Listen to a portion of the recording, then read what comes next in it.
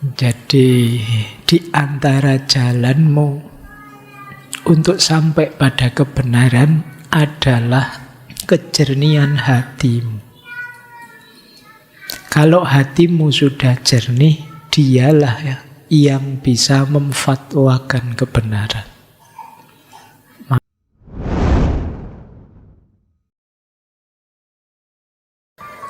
Bismillah, mari kita lanjut lagi ya ngaji kita. Ini melanjutkan minggu lalu, masih tema bulan ini. Jadi memang biasanya bulan Desember kita pakai untuk momen-momen introspeksi, momen-momen muhasabah. Makanya tema-temanya cenderung tasawuf.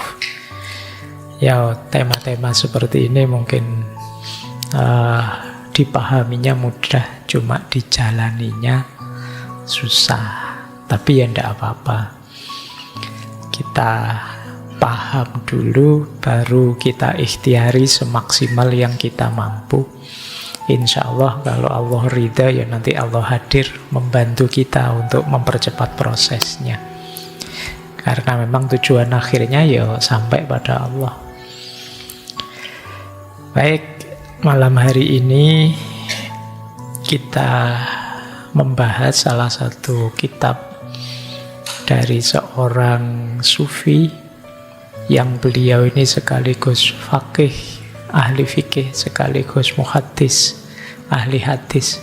Bahkan pernah juga nulis kitab tentang tafsir. Berarti beliau juga ahli tafsir. Ilmu agamanya lengkap, yaitu Syekh Haris Al-Muhasibi. Dulu pernah kita bahas juga tentang beliau, seingat saya juga bulan Desember kayak gini di tema muhasabah. Gelar muhasibi memang ahli muhasabah, beliau dikenal itu. Beliau kelahiran Basrah, meskipun nanti hidupnya banyak di Baghdad. Era puncak-puncaknya kejayaan Islam, dinasti Abbasiyah. Beliau sejaman dengan Imam Ahmad bin Hambal dan banyak tokoh besar yang lain pada zamannya.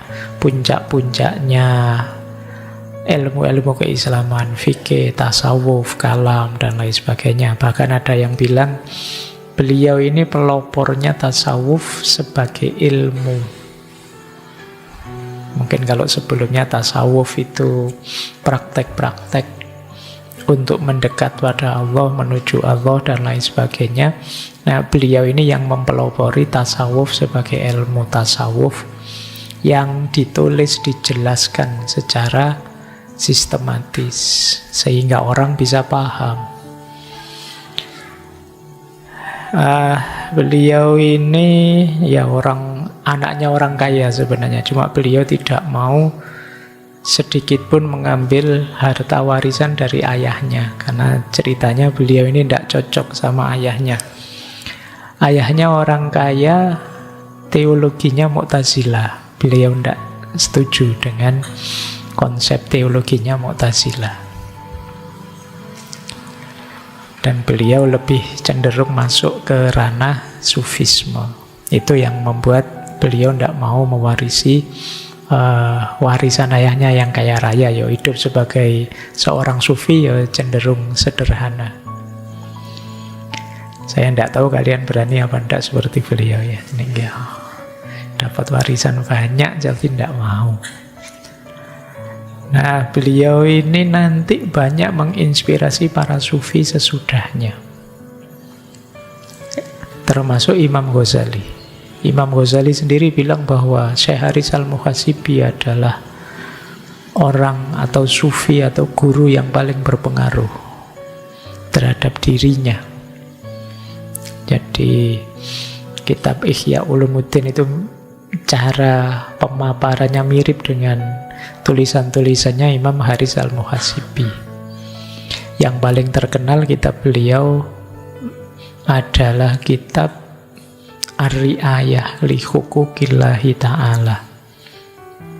Kemudian ada juga kitab Al-Wasoyah, dan yang kita bahas malam hari ini salah satu karya beliau, Risalah Al-Mustarsyidin. Al-Mustarsyidin itu artinya orang-orang yang mencari petunjuk. Ini kitab ini tipis. Kalau yang ditulis oleh Imam Haris sendiri mungkin sekitar 14 halaman. Modelnya mirip kitab Hikam. Jadi ada jadi sepotong-sepotong hikmah, sepotong-sepotong wawasan. Makanya istilahnya mustarsyidin, orang-orang yang nyari petunjuk. Siapa tahu teman-teman nanti di salah satu yang beliau sampaikan dapat petunjuk. Meskipun tentu saja tidak bisa saya sampaikan semuanya malam hari ini. Jadi ya senyampainya saja. Pokoknya kalau waktunya cukup ya saya off-kan. Meskipun mungkin slide-nya saya bawa banyak, tapi nanti kepotong dimanapun saya selesaikan. Anggap saja ini kayak film, itu trailernya saja ya. Fullnya, utuhnya teman-teman harus baca kitab itu sendiri. Terjemahannya mungkin sudah ada banyak. Jadi tiga-tiganya kitab tadi yang saya sebut mungkin kelihatannya sudah diterjemah. Jadi silahkan teman-teman cari, dikaji, didalami. Malam hari ini kita tengok kira-kira ada apa. Semoga 1-2 ada yang menggugah kita, menyadarkan kita. Sebenarnya misinya itu saja sih. Kalau tertarik dengan kitabnya, ingin mendalami, silahkan. Baik, bismillah ya. Cuma seperti minggu lalu saya jelaskan apa sih hubungannya filsafat dan tasawuf, sehingga kok kita masukkan tema-tema tasawuf dalam kajian filsafat. Saya tambahi lagi satu wawasan dulu sebelum masuk ke kitab. Ini juga sering ditanyakan ke saya. Perannya akal dalam tasawuf. Apa sih Pak gunanya akal? Karena secara umum orang melihat nalarnya tasawuf itu bukan nalar rasional, tapi lebih nalar yang sifatnya intuitif. Basisnya adalah pengalaman batin kita saat menuju Allah. Nah, tapi apa akal tidak dipakai dalam tasawuf? Akal ya dipakai. Banyak perannya akal dalam tasawuf, dalam perjalanan spiritual. Apa saja? Coba kita lihat ya. Ini mungkin karena kan sebagian besar mahasiswa, mungkin pertanyaan ini muncul juga. Yang pertama, perannya akal adalah sebagai jalan pemahaman, khususnya pemahaman awal. Ya tidak mungkin kita melakukan sesuatu tanpa memahami apapun. Pasti basisnya perbuatan kita itu ya pemahaman. Kalau itu disebut pemahaman, ya pasti ada perannya akal. Bahkan ada yang bilang, ya akal itu untuk memahami syariatnya. Dan syariat ini tahap pertama sebelum masuk ke hakikat dan mengalami makrifat. Ini peran pertama yang dimainkan oleh akal. Yang kedua, akal berguna sebagai jalan untuk memberi kerangka rasional. Mungkin kerangka rasional terlalu sulit. Untuk menjelaskan yang tadinya intuitif, pengalaman batin. Kalau berhenti di pengalaman intuitif batin saja, yo yang menikmati yang ngalami saja. Tapi kan ini perlu diketahui orang lain. Biar orang lain paham terus tertarik menempuh jalan yang sama. Berarti apa? Harus dijelaskan. Untuk bisa dijelaskan, ya ada perannya akal di situ.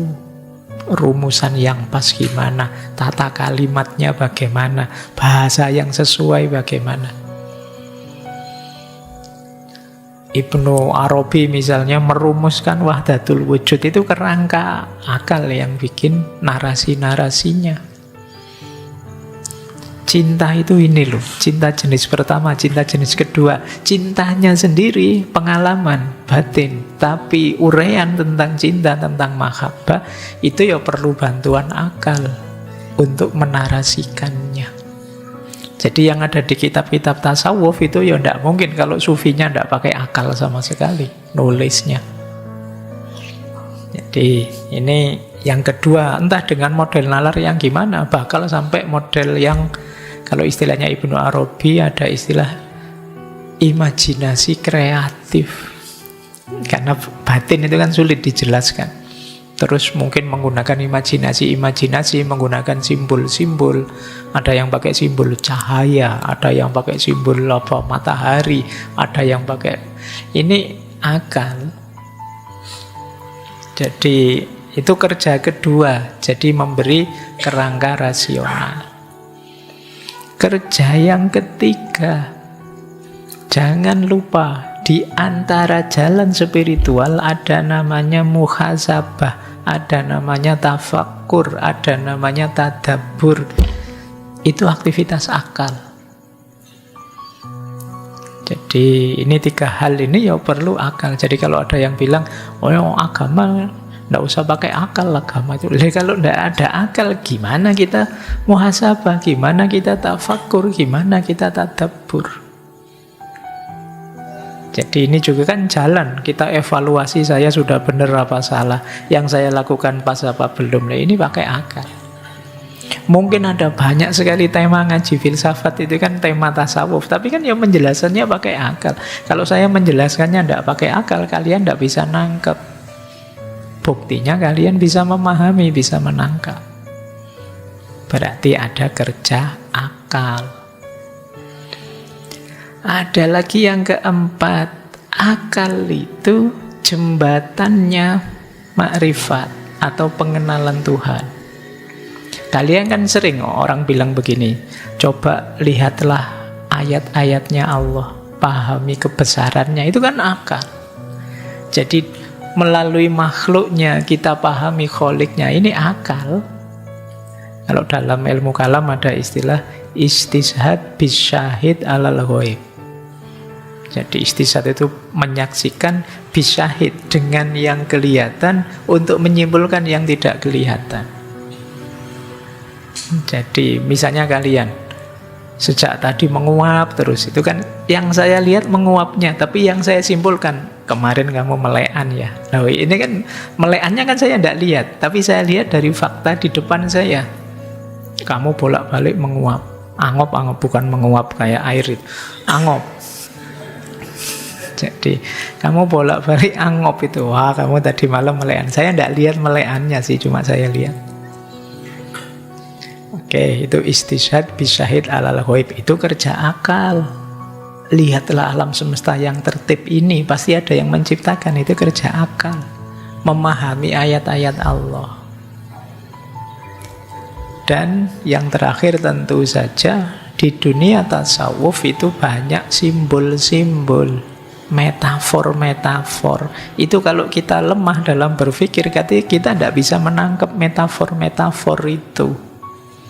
Apalagi metafor-metafor yang jenisnya satohiyat, omongan orang jatuh cinta, yang cenderung puitis, cenderung bombastis. Itu kalau akalmu macet, itu kamu belahlah dadaku, dibelah beneran gimana, nanti mati kan. Itu pikiranmu ngerti, itu bahasa simbolik.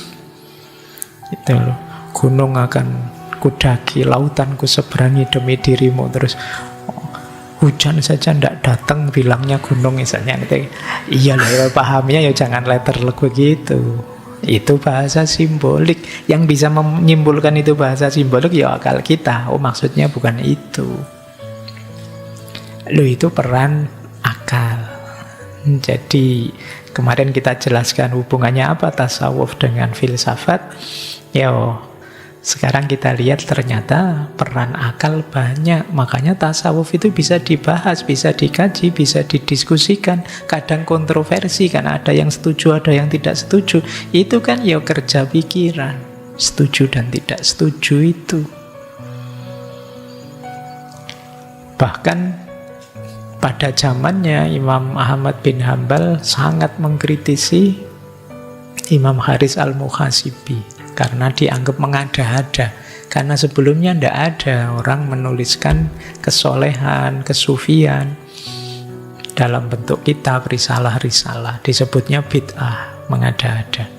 Meskipun kemudian sampai hari ini juga masih banyak yang mengkaji kitab-kitab tasawuf. Itu ini yang ingin saya jawab pertama. Ada lagi yang ingin saya jawab kedua. Pokoknya nanti risalahnya senyampainya waktunya. Yang ingin saya jawab kedua, ini nanti ada hubungannya dengan risalah. Karena di bagian awal salah satu syarah itu disebutkan ini. Banyak sekali ditanyakan ke saya, Pak, emangnya wajib perlu guru, Pak, menempuh jalan spiritual itu?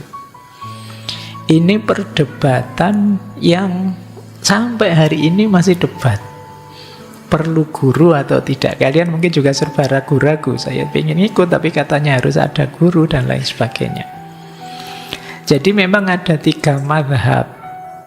Kalau kalian bertanya apakah dalam tasawuf itu wajib ada guru atau tidak?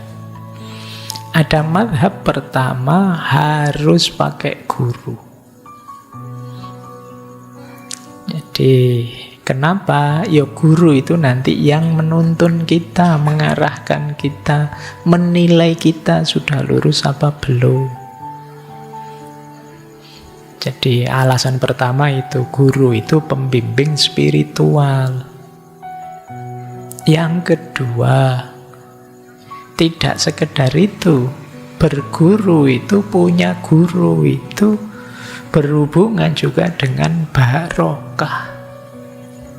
Teman-teman sering dengar istilah ini. Jadi kita cari barokahnya guru, bagian dari barokahnya ilmu. Jadi makanya kita tidak bisa belajar tasawuf misalnya lewat ChatGPT saja lah, Pak. Saya tanya harus gimana. Jadi mursyidmu adalah Syekh Al-Mukarram Imam ChatGPT. Nah, itu kalau itu ya barokahnya yang tidak ketemu. Jadi itu alasan kedua. Jadi guru itu ya tidak sekedar bimbingannya yang ditunggu, tapi juga barokahnya.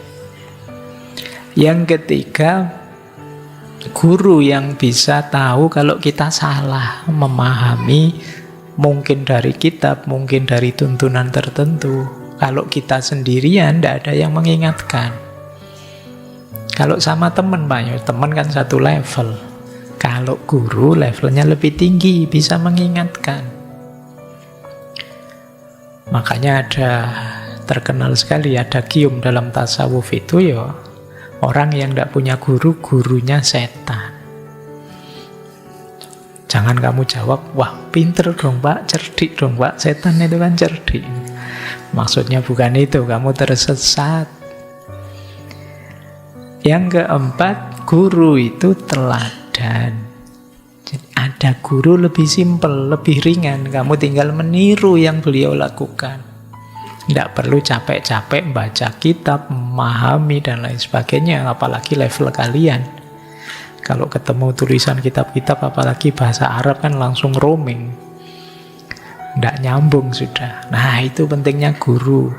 Jadi ini alasan pertama, harus ada guru. Meskipun ada juga alasan kedua dari madhab kedua yang bilang ya tidak harus. Lebih baik ada guru tapi tidak wajib, tidak harus. Alasannya apa? Yang pertama, perjalanan spiritual atau juga hubungan spiritual itu sifatnya individual. Kita sendiri dengan Allah langsung, tidak bisa diwakilkan. Jadi itu sebenarnya urusan kita yang sendiri. Hubungan kita mandiri dengan Allah. Itu alasan pertama. Alasan kedua ini yang paling banyak dipakai. Sudah ada kitab suci Al-Quran, sudah ada kitab-kitab hadis, sudah banyak kitab-kitab spiritual. Tuntunan-tuntunan para ulama yang besar-besar, yang hebat-hebat. Jadi sudah ada rujukan tertulisnya, itu alasan kedua. Ada alasan ketiga, kalau ini agak beda alasannya. Kuatirnya kita salah milih guru, terus dimanipulasi, dimanfaatkan oleh guru itu. Dan itu mungkin saja sih. Jadi ada relasi kuasa yang sifatnya negatif. Entah dengan model apa, kalian tahu sendiri lah mungkin ya. Mungkin banyak contoh-contoh yang sudah terlanjur kamu anggap guru, tapi ternyata tidak sesuai yang kamu bayangkan. Yang keempat, ini juga dikhawatirkan kalau terlalu tergantung pada guru, khawatirnya itu tadi, ini kan perjalanan kita sendiri. Nanti kalau guru kita tidak ada gimana? Kalau kita ketergantungan mutlak pada guru, terus selanjutnya gimana perjalanan kita kalau tidak ada guru? Dan toh kita tidak bisa memastikan guru kita ada terus. Atau bisa terjebak kultus yang berlebihan pada guru. Dan ini juga sering kan dikritikkan model kultus pada guru ini. Jadi ini alasan kedua. Jadi ada guru boleh, bagus, tapi tidak ada juga tidak apa-apa. Jadi tidak harus. Nah, ada mazhab ketiga. Mazhab ketiga bilang guru perlu, tapi ada bintangnya, syarat dan ketentuan berlaku. Syaratnya apa? Yang pertama, guru itu penting pada tahap awal perjalanan spiritual. Di level ketika kamu belajar dan memulai perjalanan. Penting apa? Mengarahkanmu biar tidak keliru. Nah, ini pertama, jadi syarat pertama itu. Yang kedua, setelah murid sampai tahap tertentu, silahkan dia jalan sendiri. Kalau levelnya sudah tinggi, ya jalan sendiri, sudah mampu dia. Tidak lagi perlu ada guru.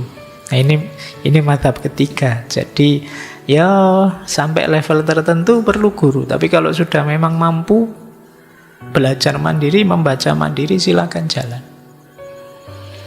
Nah, ini mazhab ketiga. Jadi ini kalau ada yang tanya ya, saya sering sekali ditanya, Pak harus ada guru enggak? Ya tergantung sederhananya situasimu seperti apa. Kalian sudah hebat, sudah mampu berjalan sendiri, mampu cari rujukan sendiri, silahkan jalan. Mungkin perlu tuntunan guru di awal, nanti di belakang jalan sendiri, monggo. Atau tidak bisa Pak, saya tetap harus ada guru terus. Kalau tidak ada guru saya tidak bisa, ya monggo. Jadi ada tiga madhab ini, kalian situasikan dengan dirimu. Baik, saya ngomong gini karena di bagian awal kitab Risalah Al-Mustarsijin cuma yang versi syarah, yang disyarahi oleh Syekh Abdul Fattah Abu Huddah.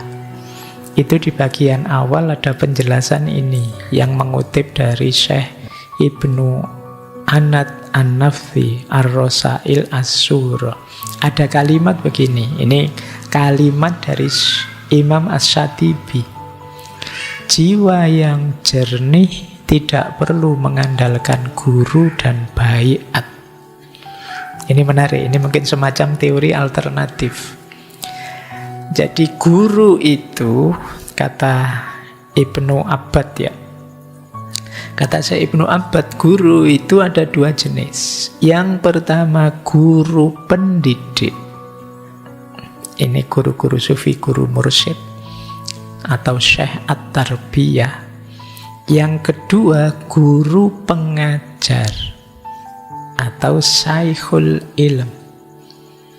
Nih, kalian paham ya bedanya. Yang pertama mungkin yang hari ini kita sebut mursyid, guru pendidik, saikhut tarbiyah yang menuntun kita, tidak sekedar memberi informasi, nambah wawasan. Yang kedua guru pengajar. Kalau guru pengajar itu ngasih kamu ilmunya, ngasih kamu wawasannya. Nah, kata Syekh Ibnu Abbad, kalau saikhul ilm semua orang perlu. Kita perlu belajar dari siapa saja. Kita harus tahu ilmunya kan tentang apa saja. Berarti kita perlu guru yang ngajar kita. Mungkin fikih, mungkin kalam, mungkin tasawuf. Ya termasuk dalam tasawuf kita perlu syekhul ilm. Tapi kalau syekhut tarbiyah, kata Syekh Ibnu Abbad, kalau orangnya sudah cerdas, jiwanya luhur, jernih pikirannya, jernih jiwanya, di mana orang ini mampu mengamalkan ilmu yang diberikan hanya guru pengajar, dia tidak perlu guru pendidik.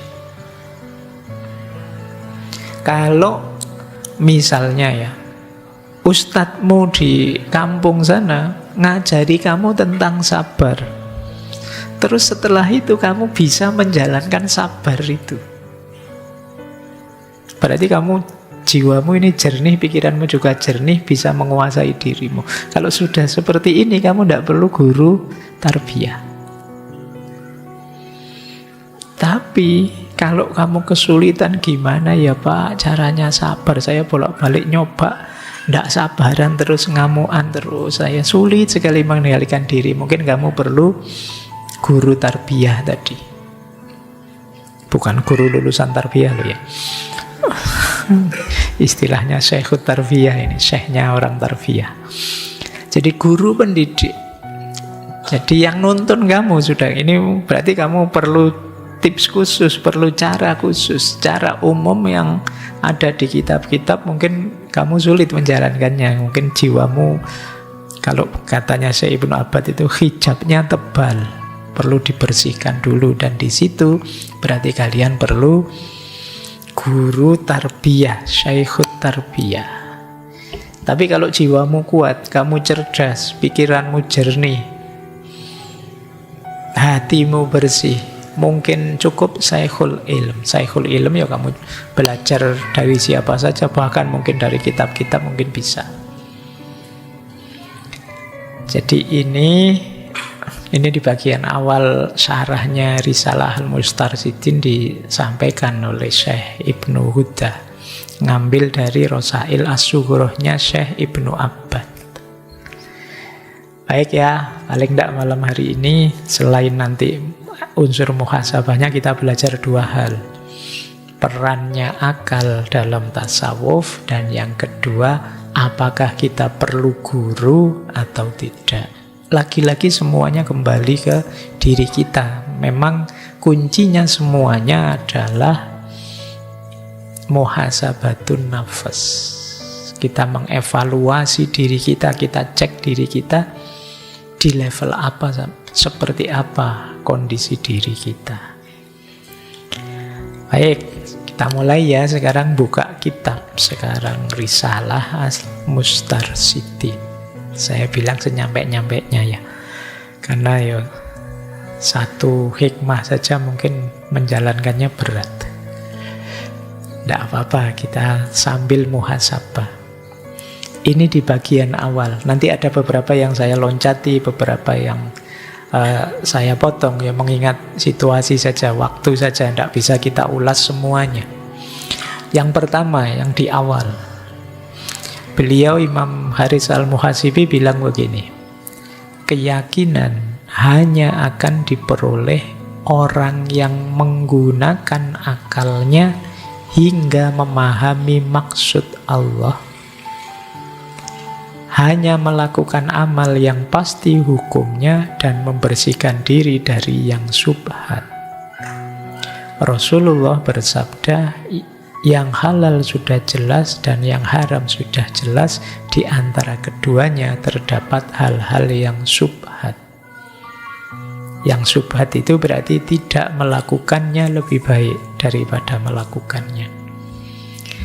Jadi ini jangan salah, seperti minggu lalu di At-Tusi, isinya Risalah Al-Mustarsyidin ini ya hadis, ya ayat Al-Quran, ya asar, qaul-qaulnya para sahabat.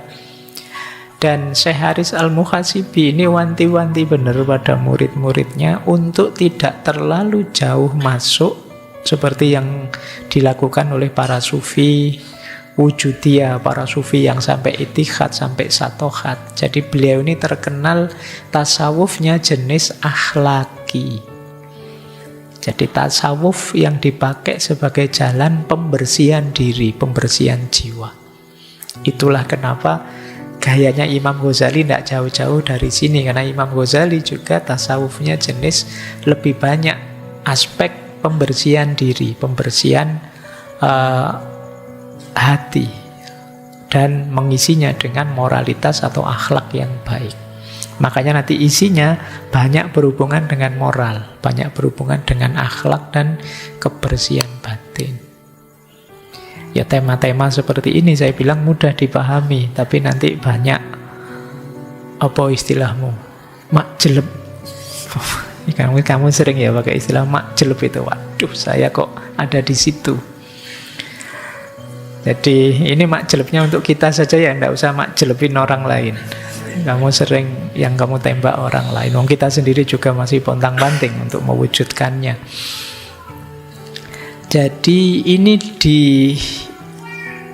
yang pertama Mustarsyidin ini beliau ingin menjelaskan pada kita, mari dalam beriman, dalam meyakini, ya akal kita gunakan untuk memahami maksudnya Allah. Memahami maksudnya Allah yang mana? Untuk membedakan ini halal, ini haram. Jadi ada gunanya akal itu, yaitu apa? Ya untuk furqan, membedakan. Ini maksudnya, makanya terus disambung dengan hadis, yang halal kan jelas, yang haram jelas. Kok kemudian tidak jelas ini halal apa haram? Namanya syubhat. Kalau syubhat, ya lebih baik ditinggalkan untuk hati-hati.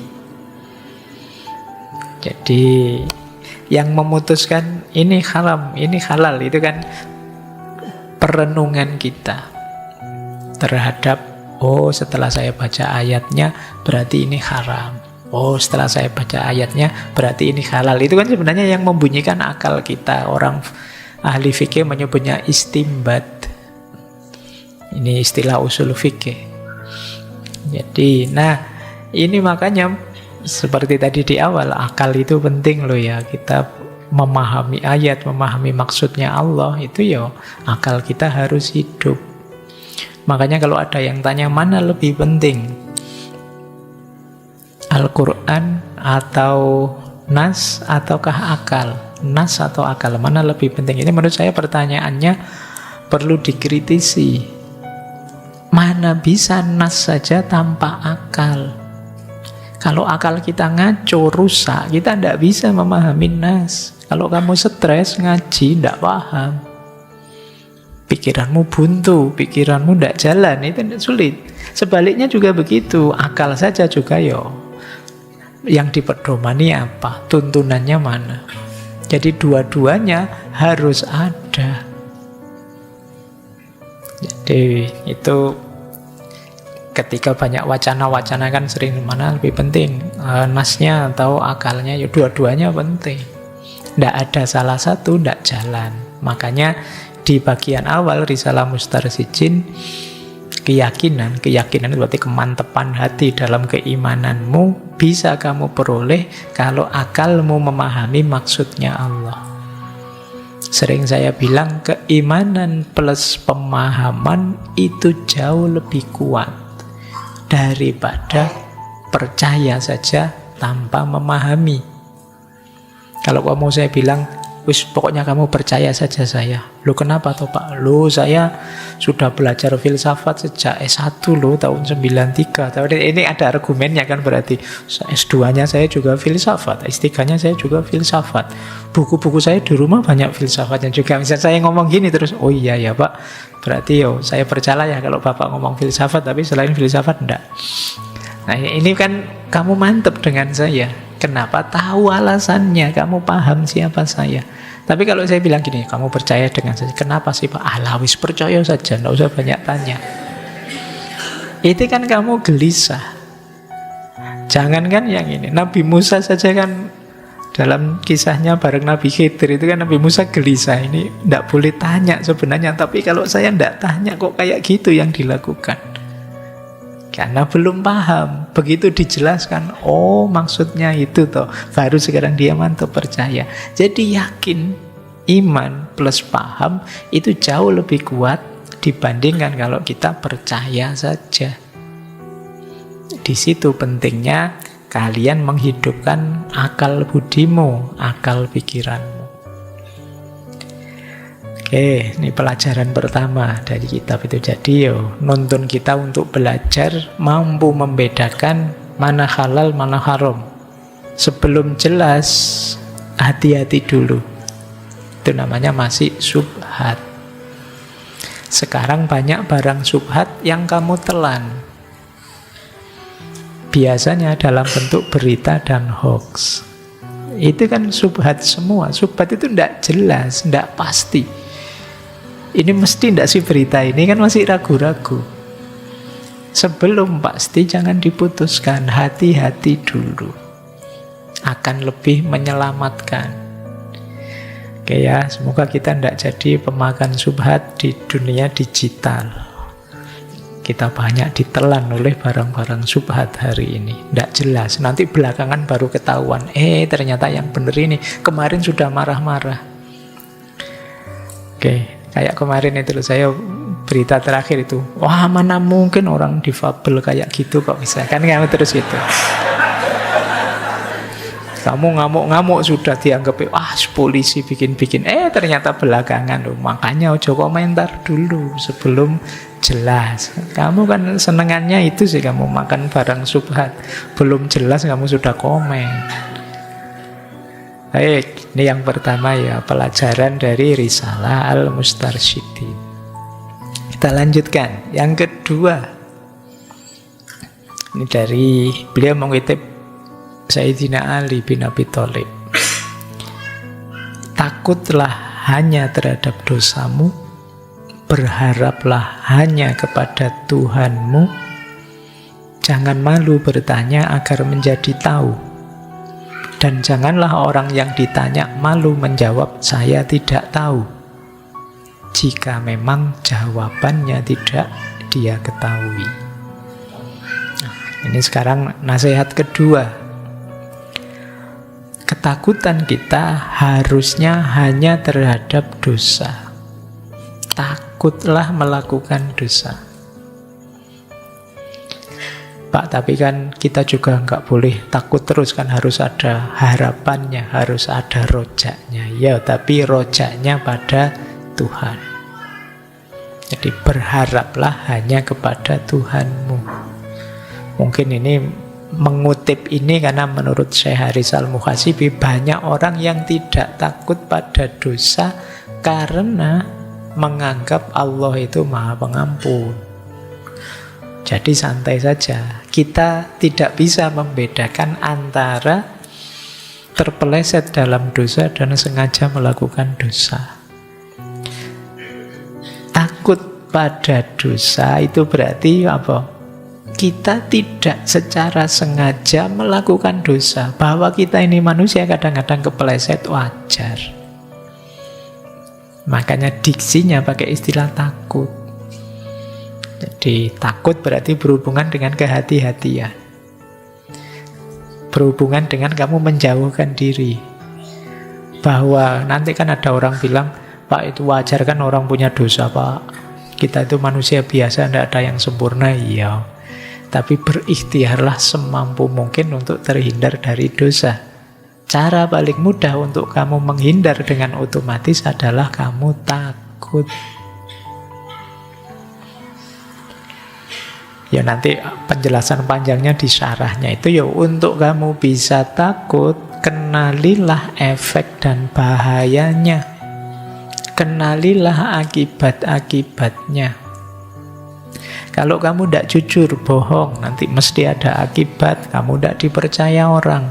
Ada akibat, akhirnya statusmu, namamu di masyarakat jatuh. Akhirnya orang tidak peduli kamu dan seterusnya. Ini namanya efek dari dosa. Ketika kalian tahu efeknya terus, saya tidak mau itu.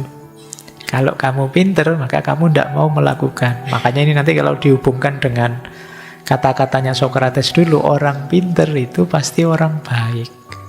Kalau dia masih mau melakukan hal tidak baik, hal yang dosa, berarti dia belum pinter. Kenapa? Dia belum tahu efek jelek, efek merusaknya hal buruk dosa yang dia lakukan. Jadi takutlah hanya pada dosamu, tapi berharaplah hanya pada Tuhanmu. Mari kita berharap hanya pada Allah saja.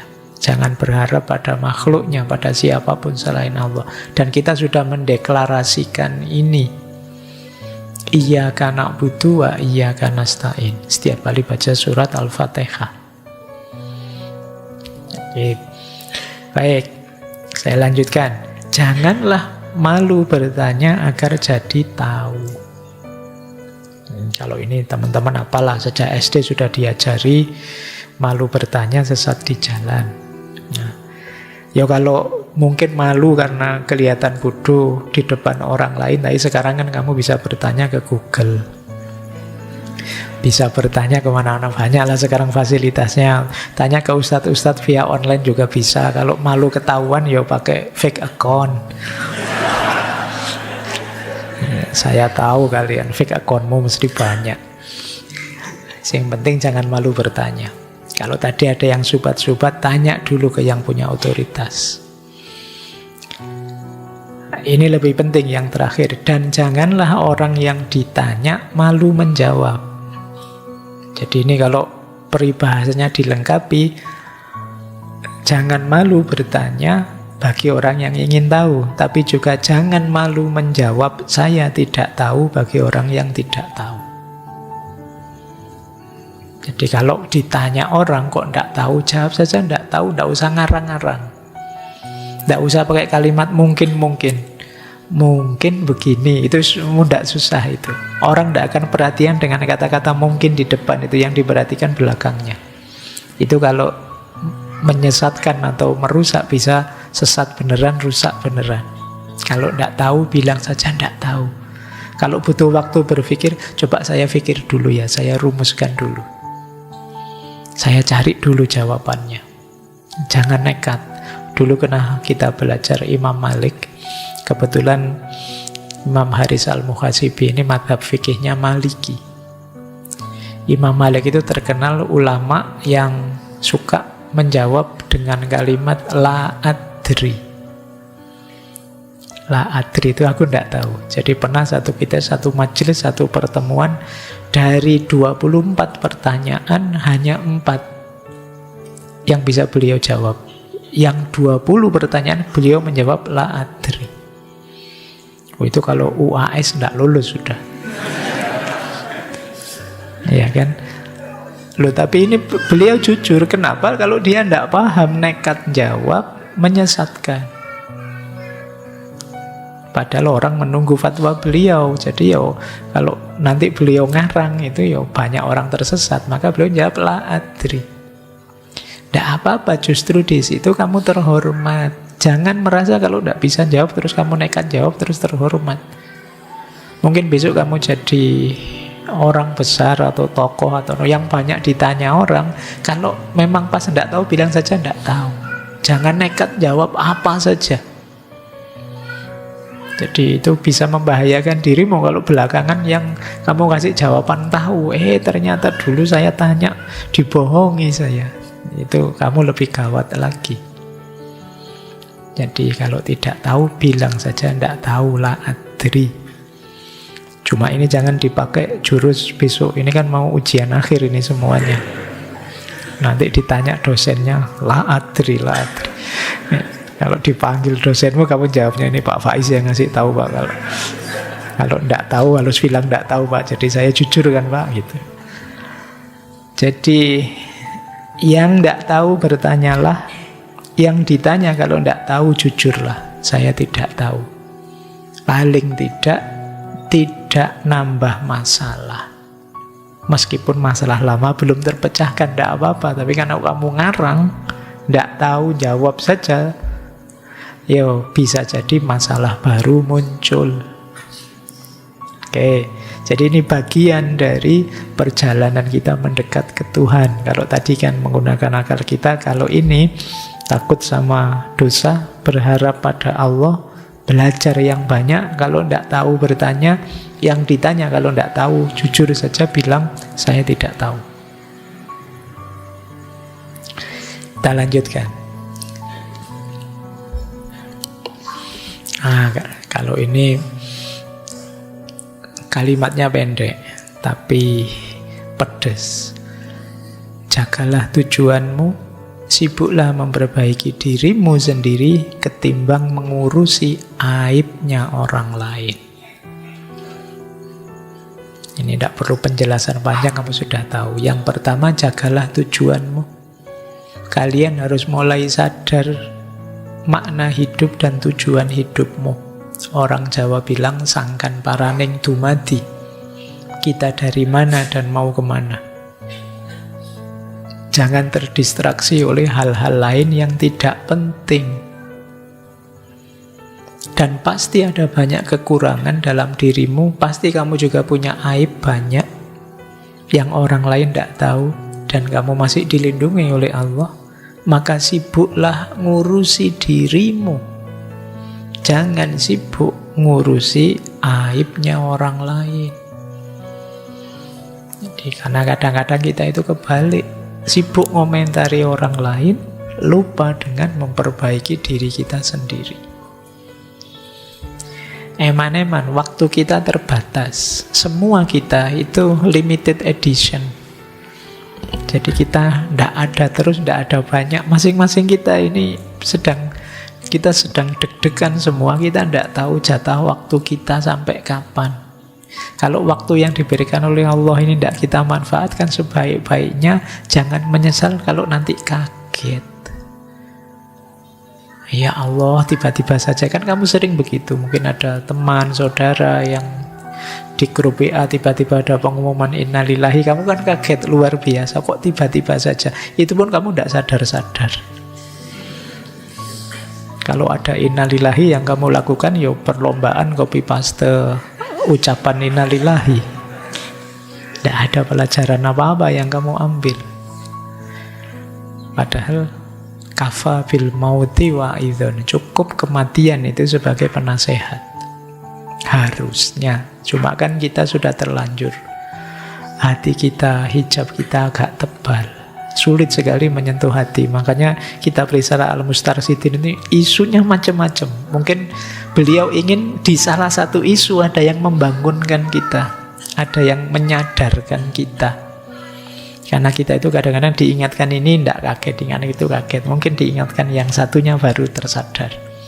Jadi isunya kayak loncat-loncat. Tapi ya beliau ingin kita tersadarkan.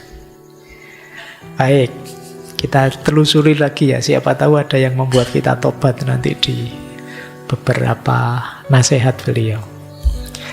Terus beliau ngutip dua khalifah.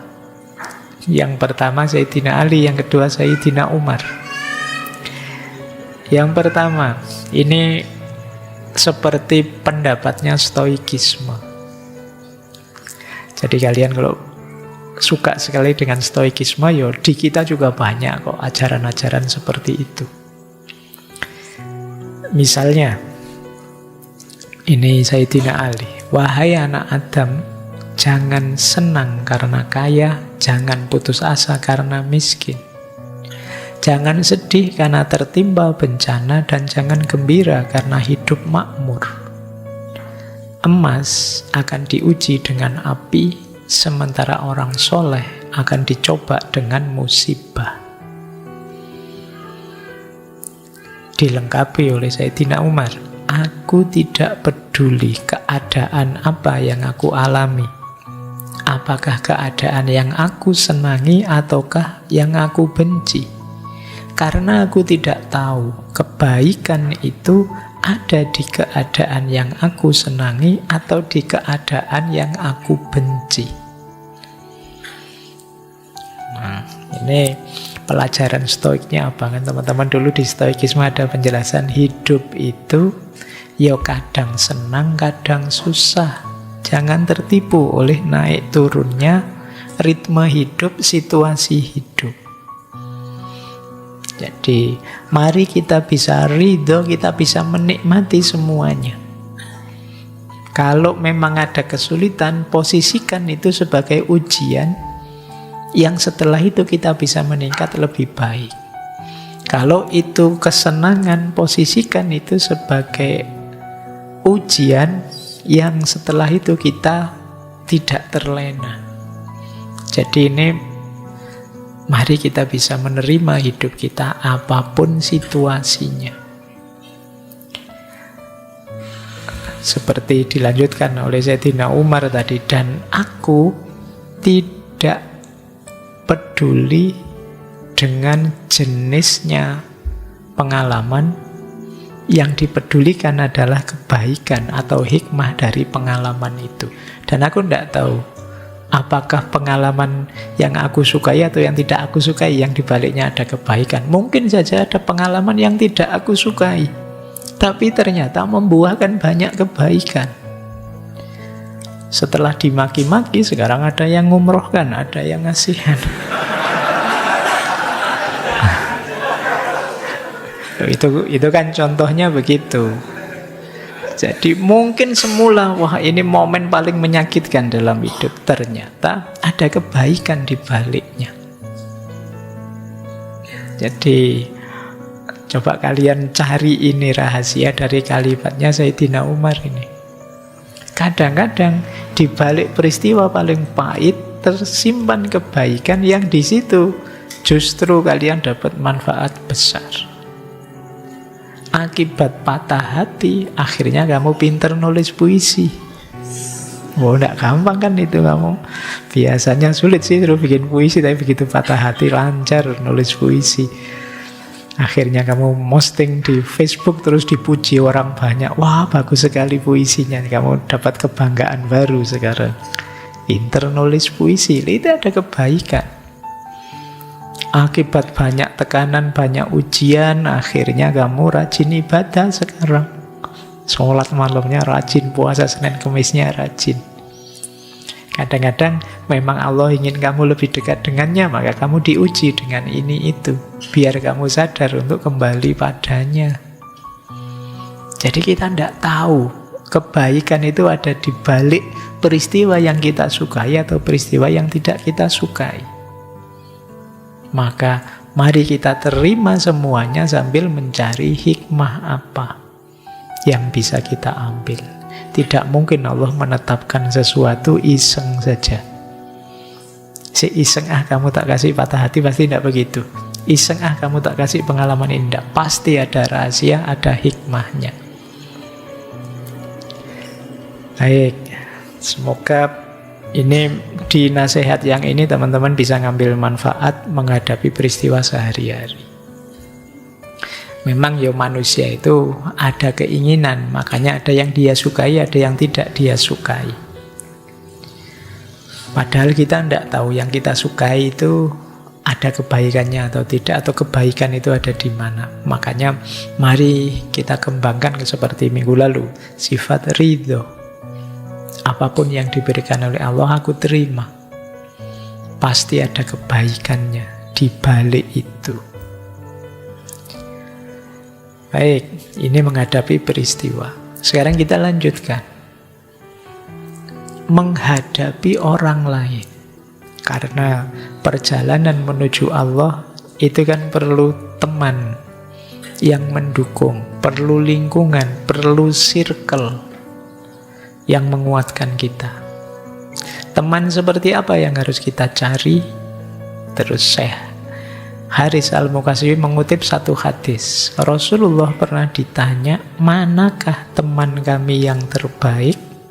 Beliau menjawab, yang melihatnya saja membuat kalian teringat pada Allah, yang ucapannya menambah ilmu kalian, yang amalnya memotivasi kalian untuk meraih akhirat.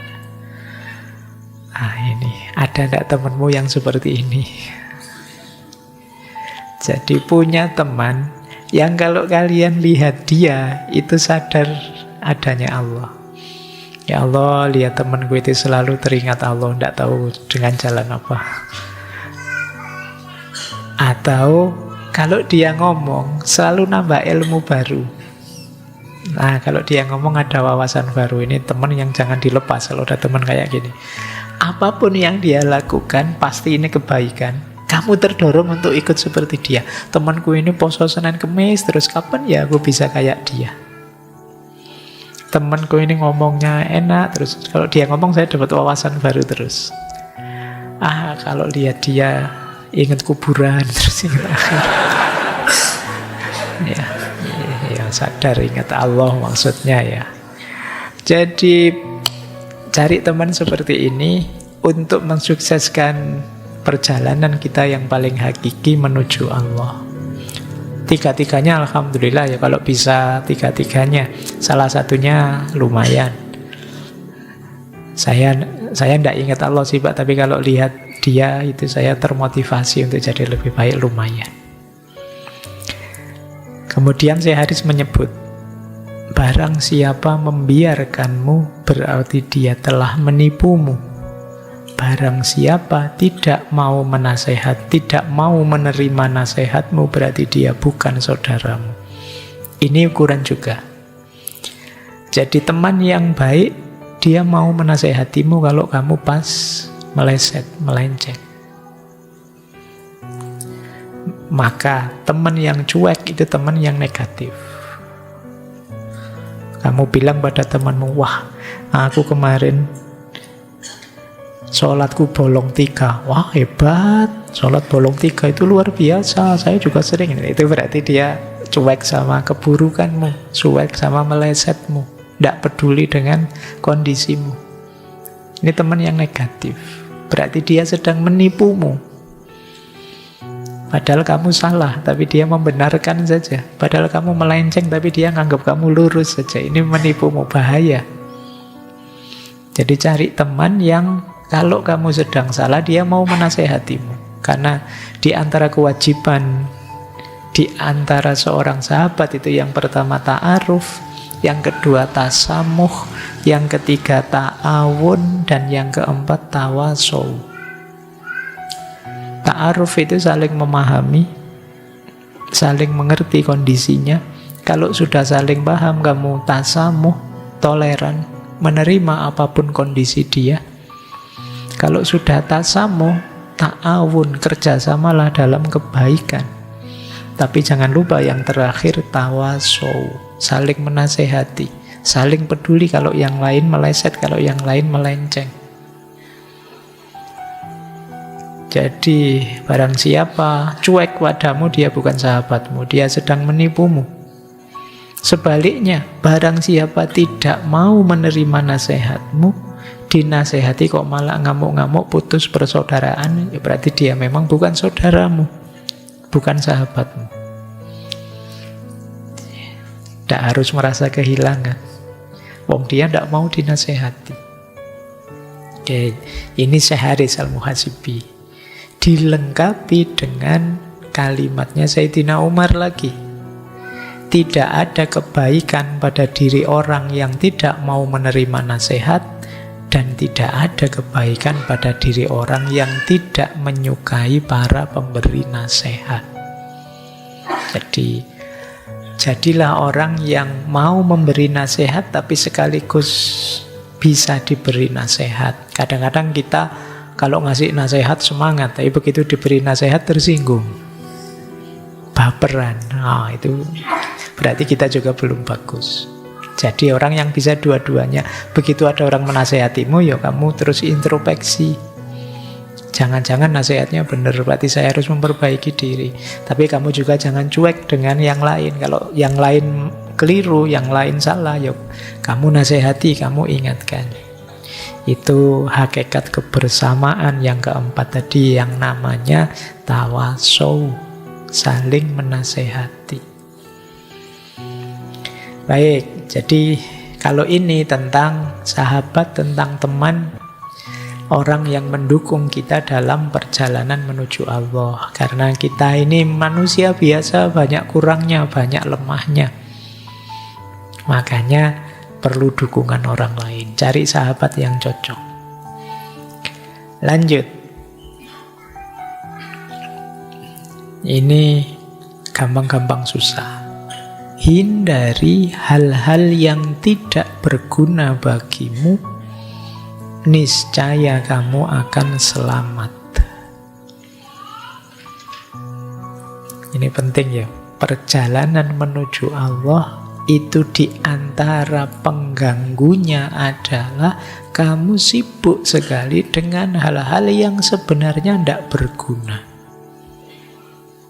Kalau kamu bisa menghindari ini, kalian akan lebih selamat. Berarti dalam muhasabah akhir tahun ini silahkan teman-teman ngecek ya, sehari-hari itu biasanya yang dilakukan apa saja, terus dinilai.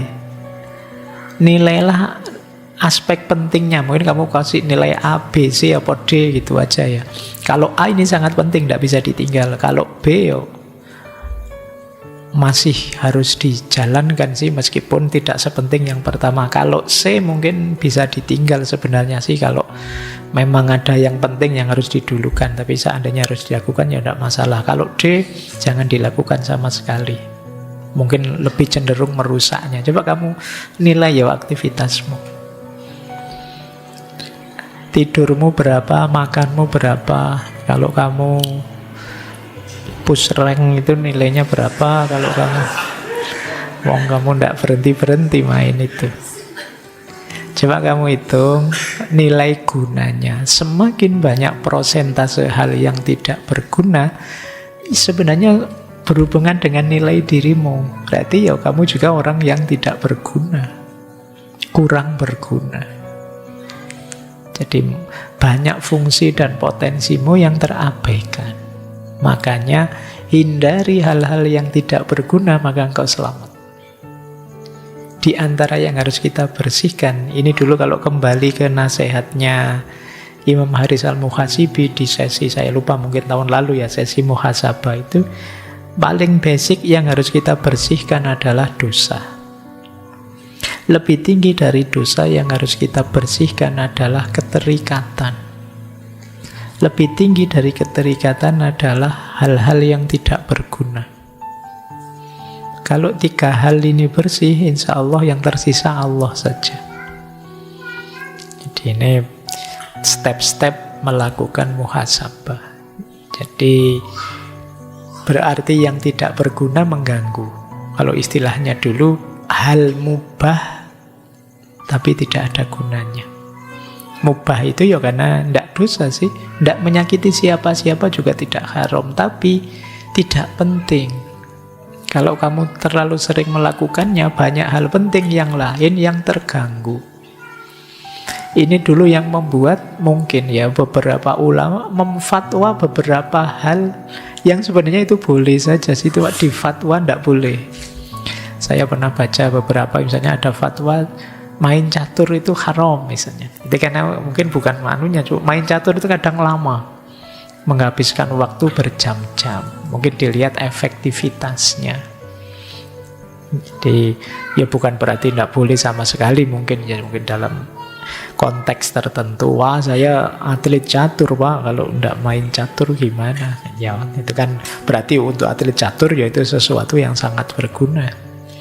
Tapi kamu yang tugasnya belajar besok UAS, ya malamnya jangan melekan main catur. Jadi baik, ini kalian yang bisa melakukan. Kalimatnya sih cuma 1 kalimat, tapi menjalankannya bisa berhari-hari. Kamu mengidentifikasi mana yang tidak berguna, mana yang berguna. Kita lanjutkan. Ketahuilah bahwa sedikit yang mencukupimu itu lebih baik daripada banyak yang menyengsarakanmu. Sekali-sekali kalian nanti baca ya buku. Dulu terkenal sekali zaman mahasiswa, yang nulis Schumacher. Judulnya Kecil Itu Indah. Makanya saya jadi orang kecil saja. Dulu kalau ditanya, wah Pak Faiz tidak bisa besar, tidak apa-apa, kecil itu indah.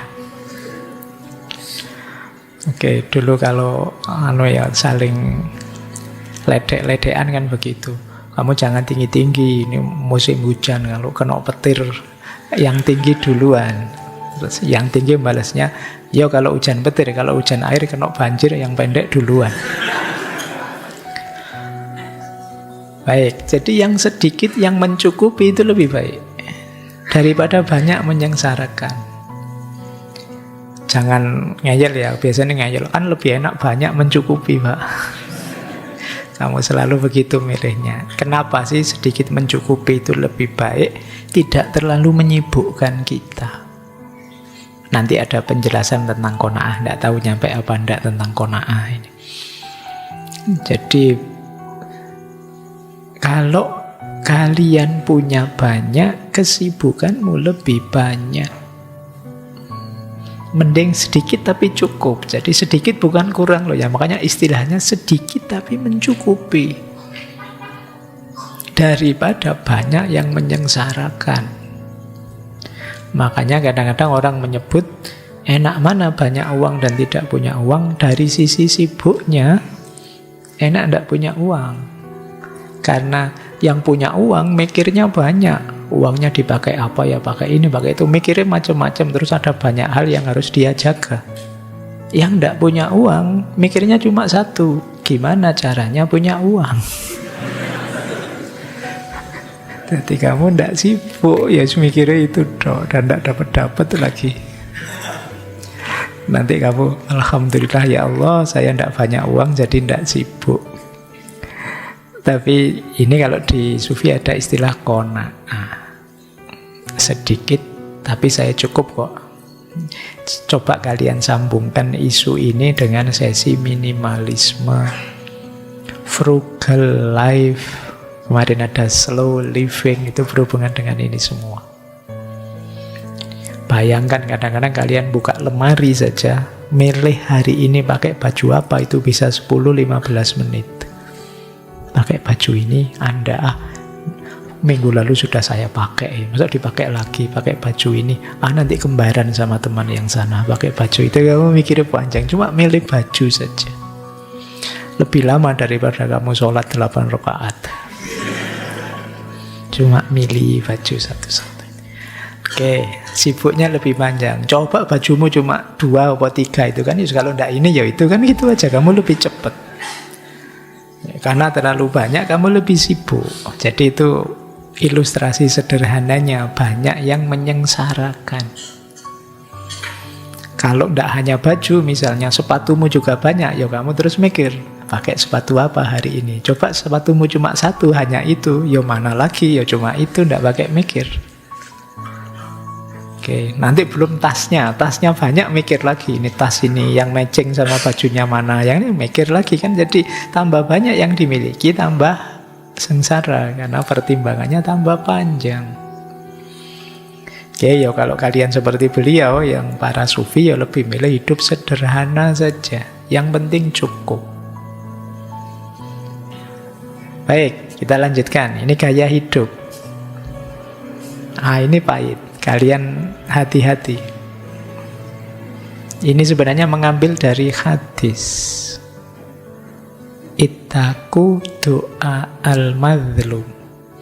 Takutlah, hati-hatilah terhadap doanya orang yang dizolimi. Mungkin hari ini kita tidak sadar sering menzolimi orang.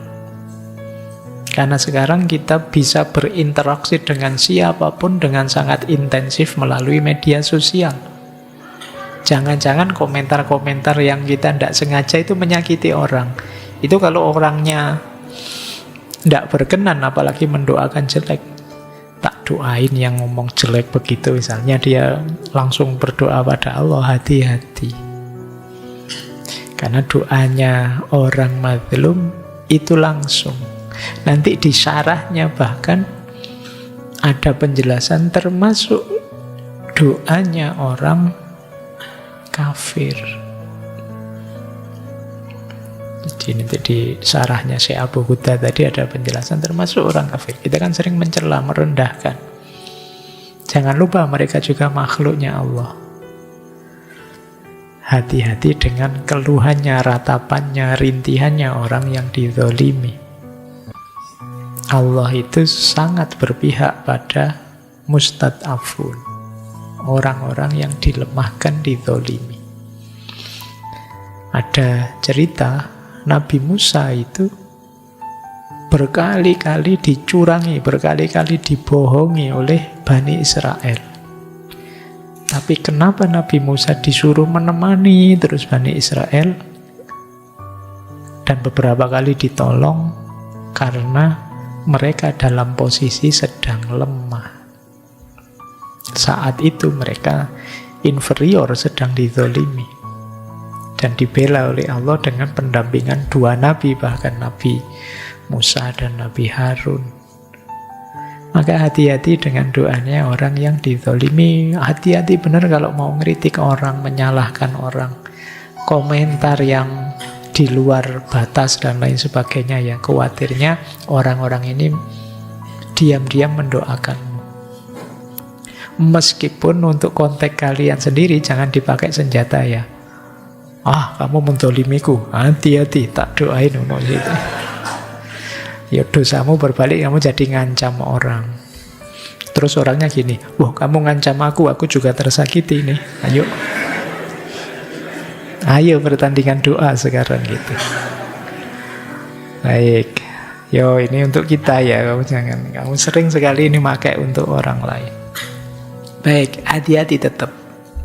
Mungkin kita tidak sengaja, mungkin kita tidak bermaksud begitu, tapi ketika menyakiti orang, menyusahkan orang, orang itu berposisi madzlum dan dia doanya langsung pada Allah. Baik, lanjut. Pikirkan baik-baik urusanmu dan bangunlah dari tidurmu, karena kamu akan diminta pertanggungjawaban atas umurmu. Ini kalau diringkes pakai bahasamu hari ini, jangan rebahan saja. Pulang-pulang dari kampus langsung geledak. Mulai asar sampai isya sudah. Baik, hati-hati. Setiap detik umur kita akan diminta pertanggungjawabannya. Maka bangun dari tidurmu, sadari tugasmu apa itu. Makanya pikirkan baik-baik urusanmu. Jadi di antara jalan kita untuk dekat pada Allah adalah kita jalankan amanat Allah dalam hidup kita sesuai posisi kita sebaik-baiknya. Jadi ada pandangan untuk dekat pada Allah itu bisa jalan. Kalau ini dari Syekh Ibnu Athaillah As-Sakandari, bisa lewat jalan tajrid, bisa lewat jalan asbab. Jadi dua-duanya memang ketetapannya Allah. Ada orang yang seperti para sufi, ditakdir Allah untuk mempersembahkan hidupnya sepenuhnya untuk Allah lewat jalan spiritual. Ada yang seperti kita, yang masih punya amanat ini, amanat itu, tugas ini, tugas itu dalam hidup. Dan dua-duanya adalah jalur untuk dekat pada Allah. Misalnya teman-teman jadi mahasiswa, jadilah mahasiswa yang baik dengan nawaitu lillahi ta'ala, menjalankan amanatnya Allah untuk belajar jadi manusia baik yang berguna. Itu jalan kita untuk dekat pada Allah. Mungkin Anda yang jadi petani, lakukan pertanian sebaik-baiknya, semaksimal yang kita mampu. Nawaitunya juga memenuhi amanat tanggung jawab dari Allah. Maka pertanian jadi jalan spiritual, kemahasiswaan bisa jadi jalan spiritual. Kemarin kita pakai istilah transendensi. Maka pikirkan urusanmu, jangan tidur saja. Perhatikan waktumu untuk memenuhi tanggung jawabmu. Itulah di antara jalanmu untuk lebih dekat pada Allah. Itulah di antara yang bisa menghadirkan ridhonya Allah pada kita. Jadi orang tua, jadilah orang tua yang terbaik. Jadi anak, jadilah anak yang terbaik. Jadi saudara, jadilah saudara yang terbaik. Itulah bagian dari jalan spiritual kita. Ini makna dari nasihatnya Syekh Haris Al-Muhasibi ini. Jadi perjalanan menuju Allah ya jangan dibayangkan hanya di masjid, kemudian wiritan, kemudian tidak hanya itu. Bahkan ada zaman Nabi sahabat yang ditegur. Jadi satu ketika Rasulullah melihat ada sahabat, ada yang perempuan itu yang istrinya di rumah itu kok kacau, awut-awutan, tidak pernah dandan. Waktu ditanya, kenapa engkau kok sekacau itu, seruwet itu? Kata dia, ngapain Rasulullah, saya bersih-bersih diri, dandan-dandan, wong suami saya di masjid, terus wiritan, terus Rasulullah tanya, lah kamu sehari-hari penghidupanmu dari mana? Oh ada kakak kami, saudara kami yang menanggung kebutuhan dia tiap hari ya gitu di masjid terus. Terus komentarnya Rasulullah apa? Kakakmu lebih baik daripada saudaramu. Jadi padahal yang kakaknya mungkin tidak serius itu ibadahnya, tidak setekun itu. Tapi oleh Rasulullah lebih baik. Kenapa? Memenuhi tanggung jawab sesuai amanat hidupnya. Nah, sementara sahabat yang di masjid terus tadi lupa dia punya istri, punya keluarga yang harus dihidupi. Baik, kita lanjutkan. Ya, jadikan sifat santun sebagai rekan, sifat waspada sebagai kawan, keselamatan sebagai gua persembunyian, waktu luang sebagai harta rampasan perang, dunia sebagai kendaraan, dan akhirat sebagai kediaman. Yang pertama, jadikan sikap santun sebagai rekan.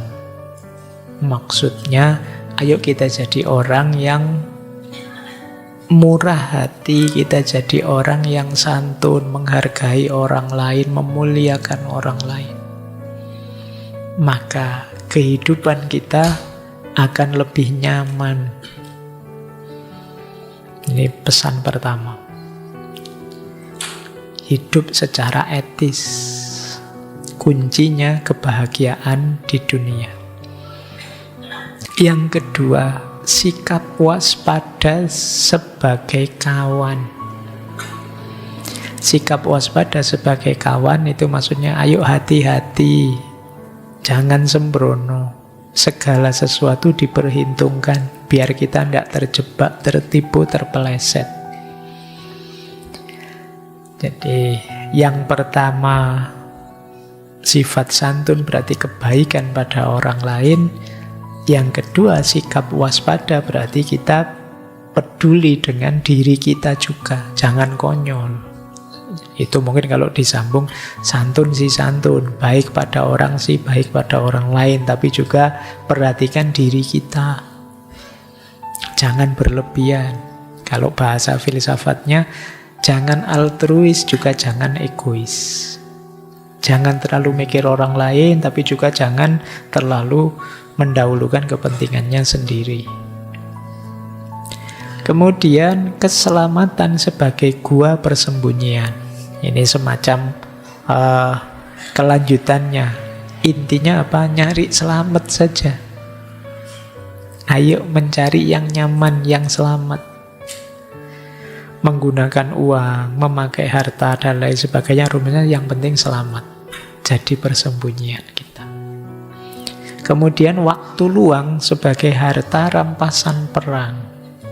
Waktu luang sebagai harta rampasan perang itu jangan sia-siakan waktu. Rampasan perang itu kan kita dapat dari zaman suku-suku. Itu yang kehidupannya dari ghanimah namanya rampasan perang. Ya. Suku itu dapat penghasilan dengan cara menaklukkan suku yang lain. Dari situ dapat rampasan perang. Terus rampasan perang ini dibagi-bagi. sampai habis. Biasanya kalau memang dari situ saja penghasilannya, kalau sudah habis rampasan perangnya ya nyari suku yang lain untuk diserang. Maka waktu perlakukanlah sebagai rampasan perang, berarti manfaatkan sebaik-baiknya. Karena kalau habis kita harus nyerang suku yang lain dan itu tidak mesti menang. Berarti apa? Yang ada ini dulu kita manfaatkan. Tidak ada jaminan besok kita masih punya sisa waktu. Seperti tidak ada jaminan besok kita bisa dapat rampasan perang lagi. Nah ini, kalian sudah paham lah manfaatnya waktu, tinggal menjalankannya saja. Mungkin sering khilaf kok terus-terusan tiap hari. Terlanjur enak Pak, terlanjur asik Pak. Baik, terus dunia sebagai kendaraan. Ini makanya beliau bukan tasawuf yang meninggalkan dunia, bukan tasawuf yang kemudian sampai puncak bersatu dengan Allah dan lain sebagainya. Beliau tidak sampai ke sana. Tapi tasawuf yang membersihkan hati. Dunia tetap kita urusi sampai sukses, sampai berhasil, tapi tidak sebagai tujuan. Tujuannya tetap akhirat.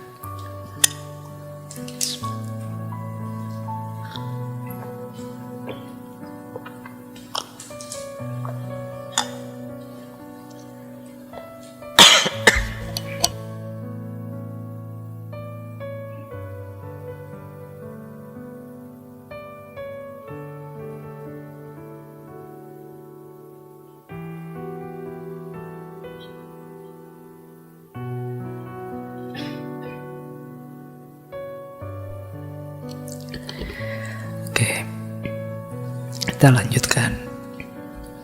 Suaranya jadi serak.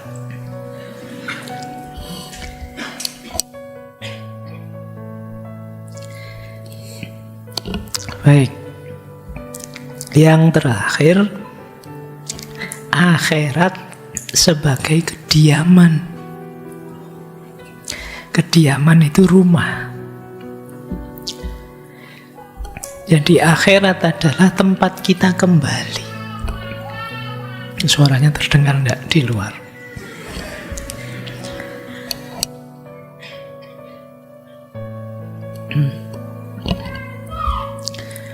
Oke. Makanya kalau sudah nambah umur, suara entek. Tambah tua berarti.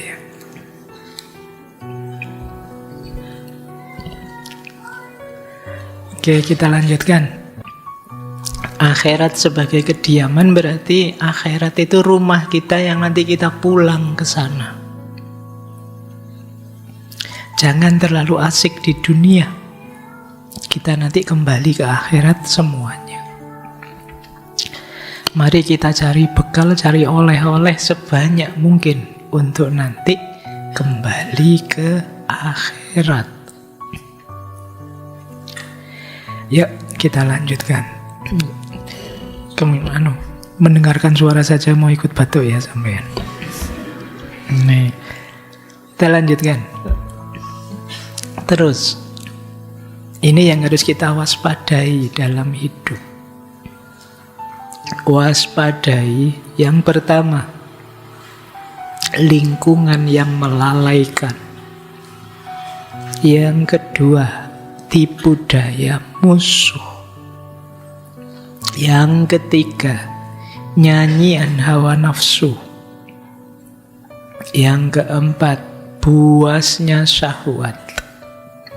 Dan yang kelima, angan-angan jiwa. Ini yang sering mendistraksi kita dari akhirat tadi. Yang pertama, lingkungan yang melalaikan. Ekosistem yang membuat kita lalai, lupa pada Allah. Pak, kos saya itu asik sekarang Pak. Pagi, siang, malam, kamar sebelah itu karaokean terus. Saya wis sok gabung sewaktu-waktu, jadi wis kadang sampai lupa sholat, kadang sampai. Ini berarti lingkungan yang melalaikan. Cari lingkungan yang mendukung. Karena kalau ada lingkunganmu, kalau terpaksa di lingkungan yang melalaikan, waspada terus. Jangan sampai kalian ikut lalai. Seperti dulu kata Ronggo Warsito, di zaman edan ketika semua orang edan, satu-satunya yang waras akan dianggap edan. Biasanya kalian tidak betah dianggap edan, terus kalian ikut gaya seperti yang lain. Sehingga kalian dianggap waras, padahal saat itu kalian berubah jadi edan. Hati-hati dengan circle, pertemanan. Kalau lingkunganmu toksik, ini kan bahasa kalian, bahasa psikologinya, circlemu toksik. Bahasa tasawufnya lingkungan kelalaian. Jadi ekosistem yang membuatmu lalai. Berarti toksik itu kan meracunimu. Racun yang paling dahsyat adalah racun yang membuatmu lalai dari Allah. Jadi kalau kalian diminta mendefinisikan toxic circle secara sufistik, itu adalah lingkungan yang membuatmu lalai. Circle yang membuatmu lalai dari Allah. Yang kedua, tipu daya. Orang yang membujukmu, mengajakmu menjauh dari Allah, melupakan Allah. Orang seperti ini tidak mungkin disebut teman.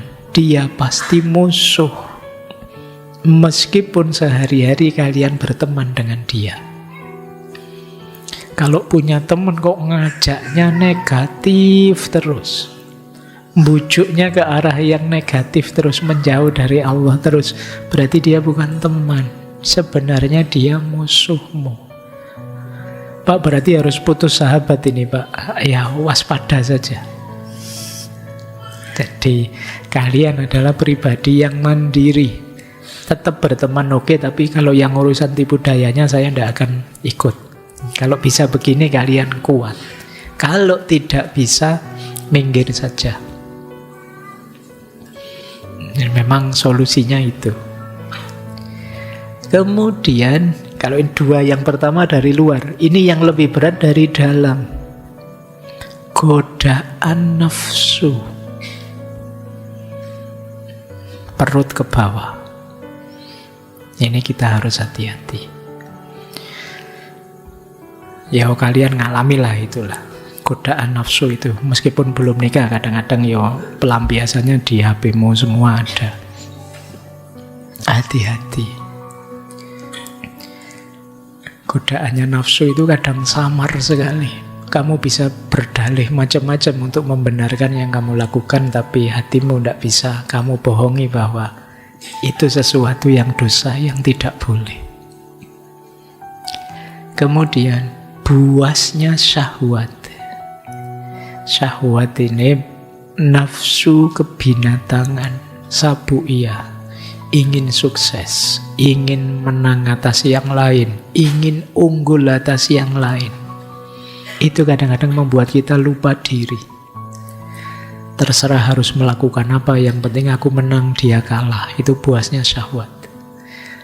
Terserahlah apa yang harus kita jalani, yang penting kaya. Buasnya syahwat.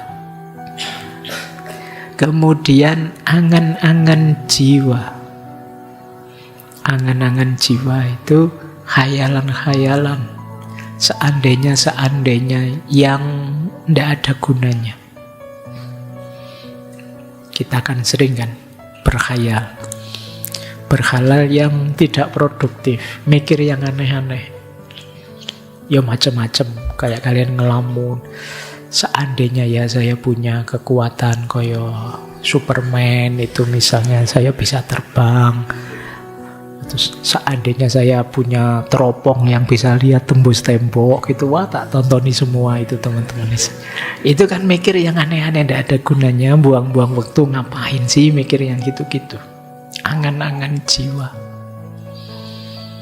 Wah, orang-orang kok uangnya banyak ya, bolak-balik bisa umroh, seandainya saya tinggal memejamkan mata sampai Mekah, itu senang sekali. Kita mikir angan-angan yang tidak penting. Ayolah, yang produktif. Boleh berimajinasi tapi yang produktif. Gimana caranya HP ini bisa di depan saya tanpa harus saya pegang. Terus kamu mikir, oh nanti mungkin ada alatnya, ada apanya, kan alat banyak macam-macam itu. Itu kan imajinasi yang produktif. Tidak sekedar berkhayal yang tidak ada gunanya. Hati-hati dengan angan-angan jiwa. Apalagi keinginan-keinginan yang negatif. Baik, kita lanjutkan.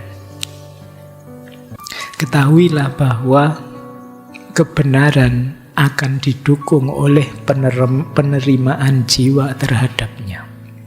Perhatikan sabda Rasulullah, istafti kolbak, mintalah fatwa kepada hatimu.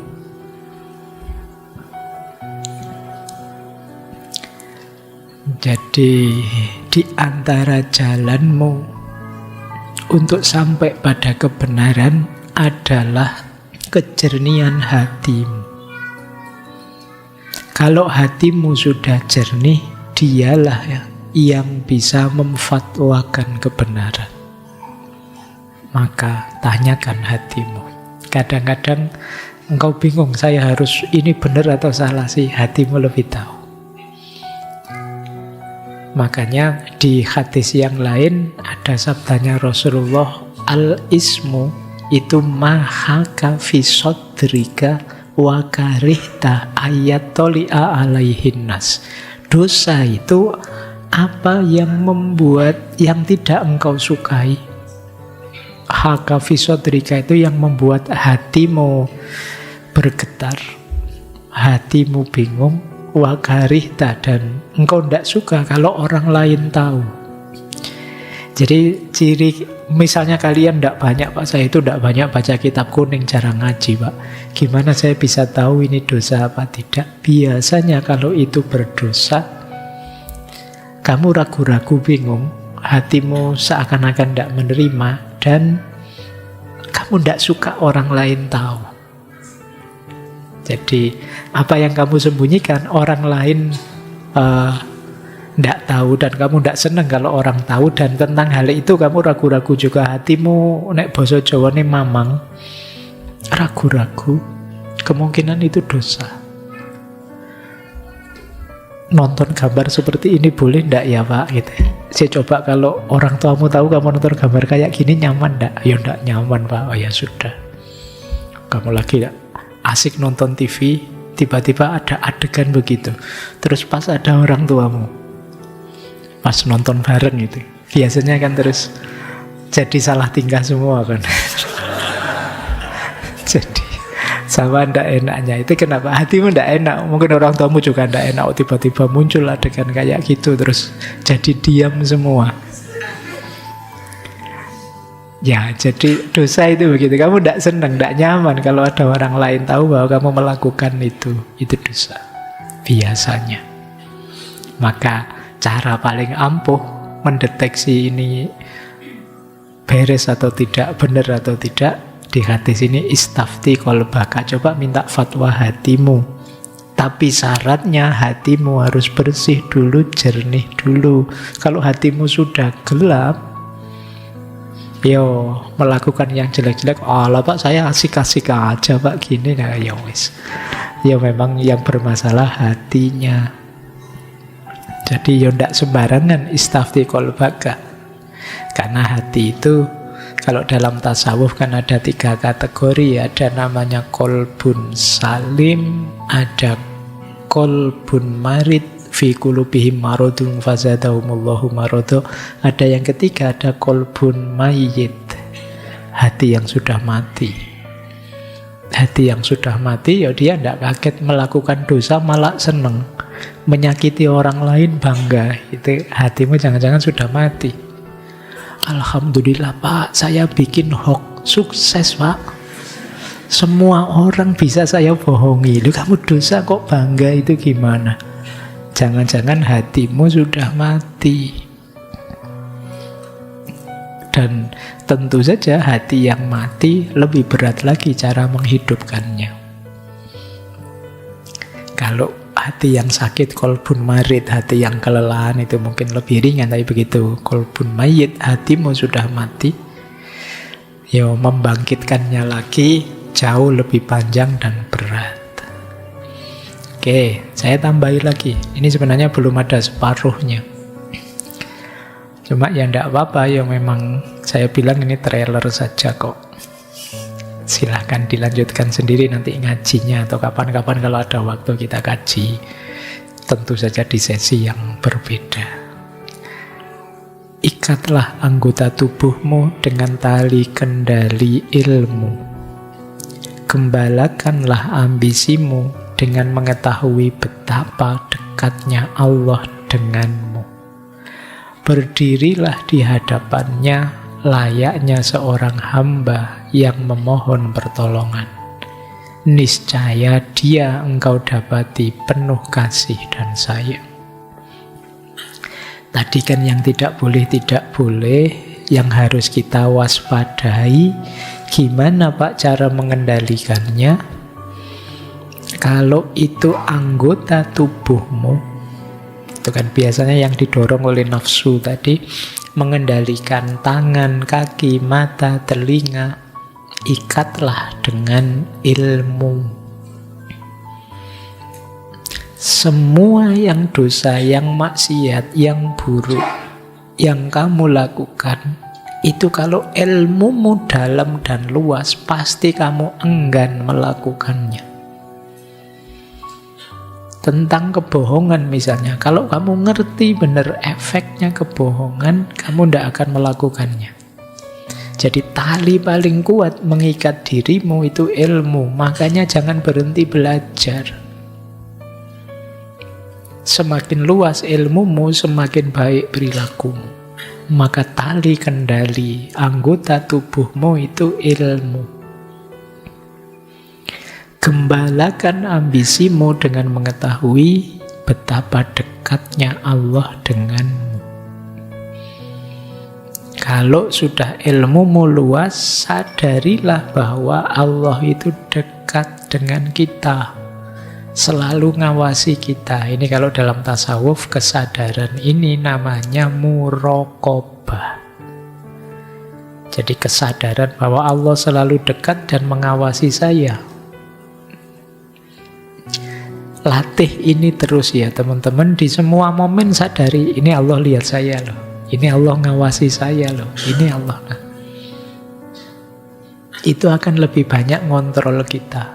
Pak, saya sadar begitu sih Pak, tapi biasanya saya nekat saja karena saya tahu Allah kan nanti tidak rame, tidak cerewet kayak netizen misalnya, KN misalnya. Ya berarti ada yang salah dengan caramu menghayati hadirnya Allah.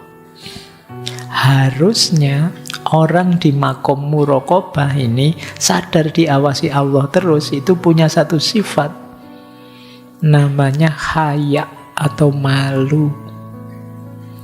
Jadi kalau mau melakukan dosa, maksiat, kesalahan, dia malu, saya dilihat Allah. Wong Allah itu ngelihat. Mau buka situs yang aneh-aneh, Allah lihat, tidak enak saya. Oh, itu namanya makom haya kalau dalam tasawuf. Ini orang yang sukses muraqabah. Ya memang berat, ini makomnya agak tinggi. Saya tahu kalian dan saya kan masih tidak banyak malu. Tidak tahu malulah kita di banyak hal. Sudah jelas-jelas salah, jelas-jelas dosa, tapi ditabrak saja. Tidak ada malunya. Ini memang ada prosesnya. Di antara prosesnya apa? Berdirilah di hadapannya seperti seorang hamba yang memohon perlindungan. Berdoalah pada Allah, ya Allah, luaskanlah ilmuku, sadarkanlah aku bahwa Engkau selalu hadir, mengawasiku. Nah, kalau kita memohon padanya seperti seorang hamba mohon pada tuannya, maka engkau akan mendapati dia penuh kasih sayang. Pasti Allah mendengarmu, pasti Allah menjawabmu. Oke, wah waktunya. Tambah lagi lah. Jagalah hati dari buruk sangka dengan cara mengartikan baik segala hal.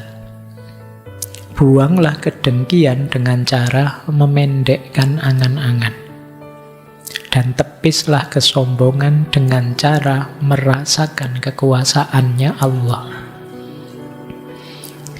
Jadi yang pertama, ayo menjaga hati dari buruk sangka. Ini yang berat. Kita itu sering pikiran negatif terus.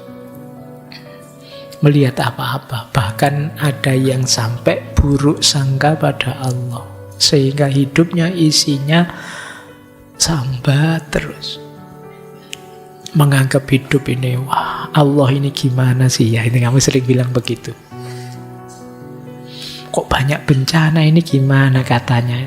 Allah itu maha penyayang. Kenapa banyak bencana? Itu pertanyaan-pertanyaan gugatan. Ini suudzon pada Allah. Seolah-olah Allah itu tidak sayang lagi sehingga kamu disiksa, tidak penyayang lagi. Seolah-olah Allah itu marah padamu, seolah-olah Allah itu. Ini namanya suudzon pada Allah. Pada orang lain juga begitu. Caranya biar tidak suudzon gimana? Ganti perspektif. Dari negatif jadikan positif. Jadi kalau ada orang misalnya ini mesti nanti ujung-ujungnya menyusahkan, ya ganti perspektifmu. Jadi kalau ada kesusahan dimaknai, wah ini mau menguji saya, melatih saya untuk jadi lebih baik. Ya ini kan ganti perspektif. Jadi kalau ada indikasi negatif apapun, kamu lihat sisi positifnya. Tadi misalnya saya ada batuknya, tiba-tiba saya batuk. Itu kan kamu bisa maknai negatif. Wah, Pak Faiz ini penyakitan sekarang. Padahal bisa kamu maknai positif. Wah, alhamdulillah ada jeda sedikit biar saya mikir sejak tadi materi, terus tidak ada jedanya. Ini kan ada positifnya. Kamu ambil yang positifnya, kamu lebih santai. Kadang-kadang kita selalu ngambil sudut negatifnya. Duduk di depan, ya positifnya enak, kamu lihat saya, kamu bisa lebih fokus. Duduk di belakang, kamu lebih santai, lebih enggak. Jadi masing-masing ada positifnya. Ayo dilihat positifnya.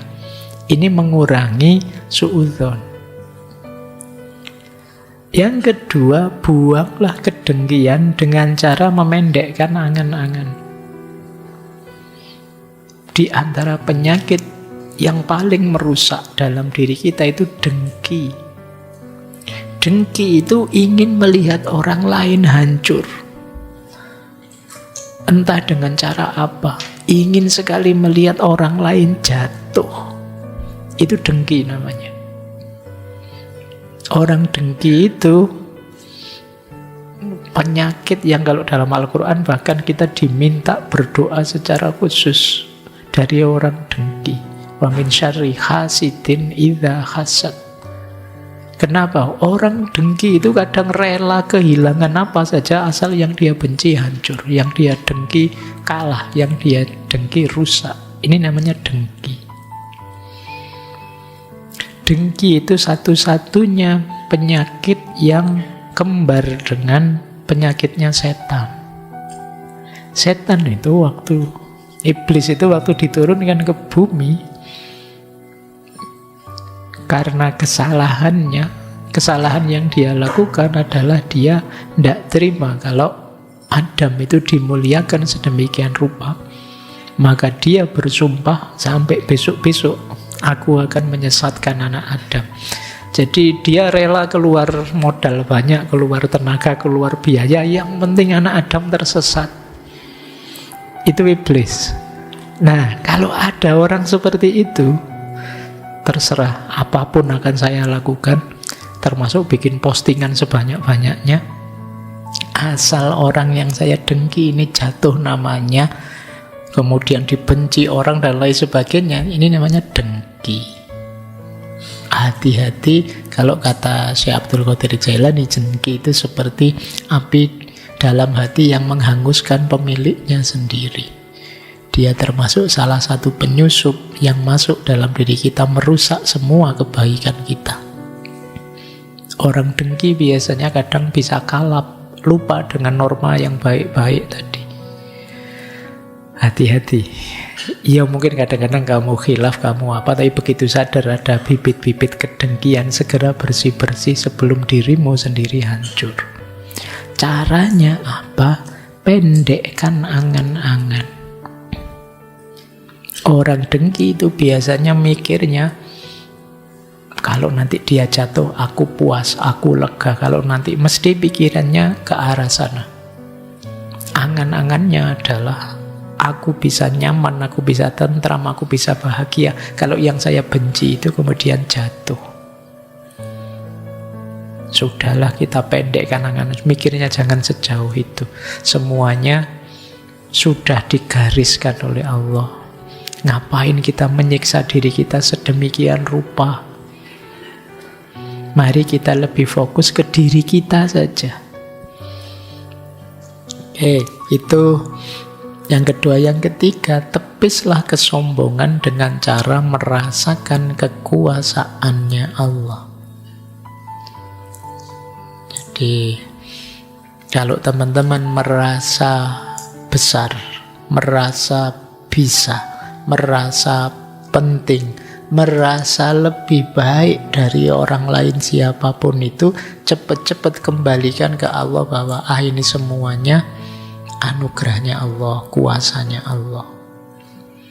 Kadang-kadang kalau ada kasus-kasus terbongkarnya kejelekan orang lain, terbukanya aib orang lain dan lain sebagainya, itu diam-diam kita merasa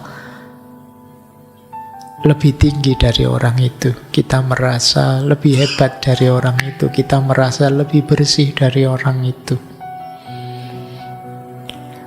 Ini kesombongan.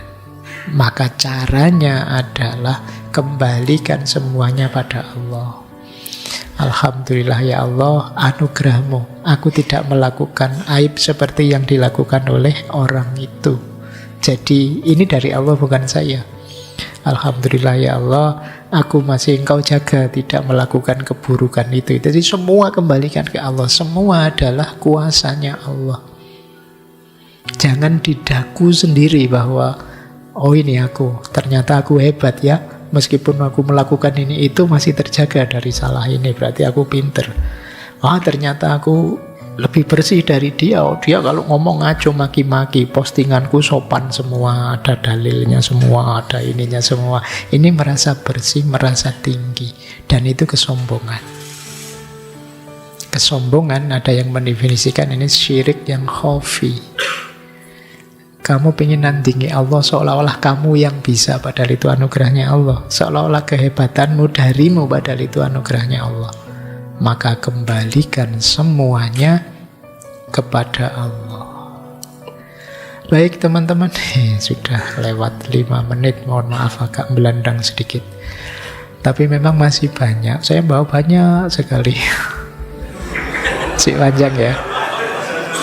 Jadi cuma tidak bisa sampai semua, karena ini pun saya motong-motong, tidak saya ambil semua. Semoga ada waktu untuk ngaji Risalah Al-Mustarsyidin ini kapan-kapan.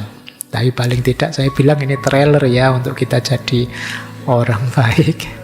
Makanya mari di akhir tahun ini kita muhasabah. Paling tidak beberapa yang tadi sudah, bayangkan ini baru mungkin 10 apa 15%-nya rasanya sudah berat ini mau dijalankan, apalagi sampai khatam. Tapi itulah perjalanan menuju Allah. Perlu kesungguhan, perlu keseriusan, karena memang ini perjalanan yang hakiki. Bagian dari hakikat hidup kita yang ilaihi roji'un, yang nantinya kembali pada Allah. Baik, untuk malam hari ini kita cukupkan ya. Minggu depan kita belajar lagi ya trailer, tetap ya minggu depan, dari kitab Madarijus Salikin. Jauh lebih tebal daripada kitab Risalah Al-Mustarsyidin. Tapi paling tidak nanti kita tahu beberapa clue, beberapa yang siapa tahu bisa menggugah kita. Dan di minggu terakhir kita akan belajar Mantikut Thoir. Kalau ini sebentuk novel dengan simbol burung-burung, tapi kisah perjalanan menuju Allah. Nanti kita bahas di akhir tahun.